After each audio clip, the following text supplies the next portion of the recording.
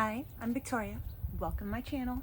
I have been struggling to figure out what I'm going to do with this video. Initially, I was wanting to do a fall new releases video, but it turned out like it started to become like it was going to be too much. So I decided to cut down to just September. And so now I have to make new intro and outro clips, so that's what we're doing out here because there's a lot going on in my house right now. Also, this is a wild pumpkin plant that sprung up on us and then gave up, so ignore that ugliness. But today we are going to be talking about the new releases for September 2023 that I am excited for. The first one I want to talk about is called A Market of Dreams and Destiny by Trip Gailey, and it comes out September 12th. It's about this basically magical black market where literally anything can be sold there, luck, honesty, whatever, and this guy named Derry was sold to a merchant there as a child. When a runaway princess arrives and she's like trying to sell her royal destiny, he realizes that this is like his ticket to not only freedom, but also making a name for himself in that market. But he quickly realizes that people from all different directions are after this royal destiny and that selling it might end up costing him and London itself way more than he initially realized. This story seems to have like a unique aspect to it where even though there is a romance incorporated into the story, it's not between the two characters who you hear the most about in the synopsis. Gary has his own thing, it sounds like, developing with another guy from who also lives in the market area. So that was interesting because I feel like if a story has a romance, it's pretty much always going to be like between the main characters. But I thought this sounded pretty interesting, and I also don't know kind of what direction it's going to go. I feel like it could either be kind of like Stardust by Neil Gaiman, how they have like that little market that he stumbles upon, like those kind of vibes, or it could go like a lot darker, you know, and I'd be interested in either one. So this is something I'm definitely interested in picking up. Also coming out September 12th is Witch Hat Atelier Volume 11 by Kamome Chirahama. I am completely in love with this series, and I have BookTube to thank for that because initially when I first saw the series on the shelves at Barnes & Noble, I had no desire to pick it up because the main characters are very young. So when I first looked at it, I was expecting it to be a series kind of solely directed at like middle schoolers, and I didn't think that it was really going to be something that appealed to me. But some of the booktubers I watched talked about it quite a bit and also mentioned how it like goes a lot deeper than you would initially expect. So I decided to go ahead and give like the first volume or two a shot, and I didn't even have to try out the second one. By the first volume I was like, oh, that's what I've been missing, and I was hooked. So that's another series that I just eagerly anticipate the next volume to come out. If you don't know, it's about this girl named Coco who her whole childhood she has always like dreamed of being able to be a witch, but in this world, it is believed that there are only certain people that have like magical ability.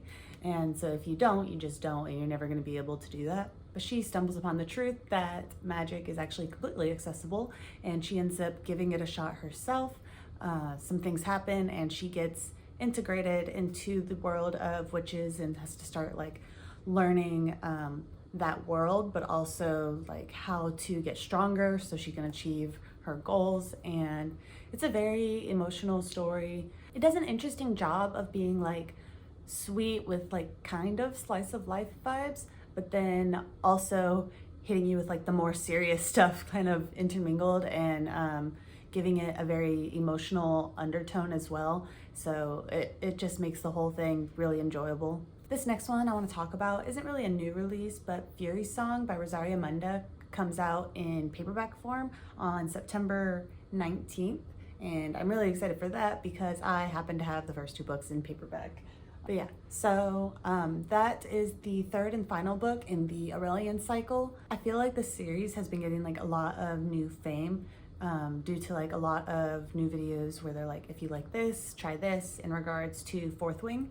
And it deserves it, honestly, for sure. If you read Fourth Wing and you were like really wanting to kind of get a bigger view of the world, like spend more time in it and stuff versus mainly being at the school, and then also if you don't mind there being like less romance, then this is the perfect series for you because it is also a dragon rider military school, and there's also like rebellion aspects to it. So this series, especially at the beginning, mainly follows Annie, a girl whose family was burned by a dragon under command of like one of the leading families at the time, and Lee, a son of one of those leading families who lost them during the revolution that occurred.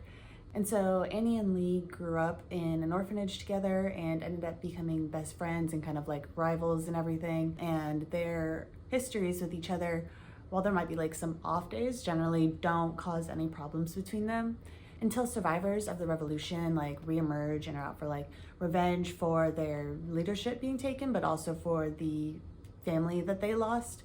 And so then at that point, like both of their loyalties and their morals and everything end up getting tested really strongly.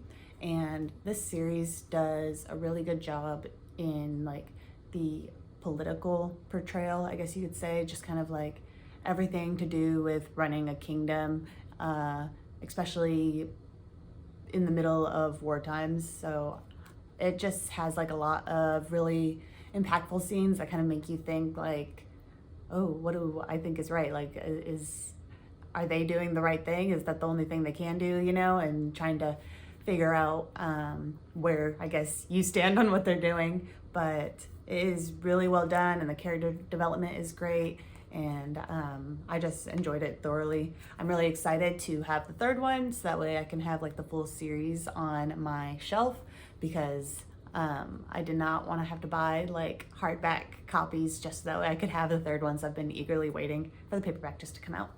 This next one also comes out on September 19th, and it is Champion of Fate by Kendare Blake. In this world, there are like mythical female warriors who guide heroes to victory, and they're called Aristine. And then our main character, Reed, is like an initiate who has one final test before she can become an Aristine herself. She has to guide her first hero to victory on the battlefield. But as the relationship between her and her charge Hestian develops, and she learns some new things regarding what it takes to become an Aristine, she has to choose between the life that she's always like known and planned for, or the one that has been like recently shown before her. I don't know what all that's gonna entail, but it sounds super interesting to me. And not the plot, but just like the vibes kind of remind me of Sky in the Deep a little bit, just with like the warrior focus and everything like that. So it sounds like something that has the potential to be really good. This next one is another manga. It is The Girl from the Other Side, volume 4 of the special editions. They look like this. They're really beautiful. I had never heard of this series. Oh, jeez. I had never heard of this series until I found the special editions at the store, and I was like, oh, what are these, you know? So I am just waiting as they come out to read them. But so far, it's like a really sweet story that I'm loving a lot. Oh, and it comes out September 26th. Like I said, I'm only halfway-ish through the series, but so far, from what I understand, is that the world is split in two. You have your normal people, the insiders, and then you have like these monsters that can infect you with their curse with just like a single touch, called the outsiders. And they're like separated by, I believe it's like a wall, but there's like a clear division between them. And this story is about an outsider who we see called Teacher, and the abandoned human little girl who he ends up taking in and caring for, named Shiva. It's sort of like a slice of life story in regards to like the pacing and how much action is going on. And that mixed with like the sad undertones of the story, I guess you could say, makes it hit, at least for me, in an emotional way, but like in a uniquely emotional way compared to anything I've read before. The feelings, like the vibes, I guess, that I got from it, I had never really gotten from a story, I don't think. It's been a really interesting experience. And then just to give you guys like an idea, just using the first volume so that way I'm not really kind of giving away too much, this is what the art style is like. And so it's just, you know, it's really beautiful and simplistic, and the story is very like pretty much just a character focus. It kind of reminds me of some Studio Ghibli movies where you're watching and you're really enjoying like the slow ride, but you don't really have any clue of like where a final destination could possibly end up. But I think it's really beautiful, so I'm definitely excited for this next one to come out. The last one I have for September also comes out September 26th, and it is Cage of Dreams by Rebecca Schaeffer. This is the sequel to A City of Nightmares. It's about a girl named Ness who is constantly terrified of everything and a world where dreaming can mean turning into your worst nightmares.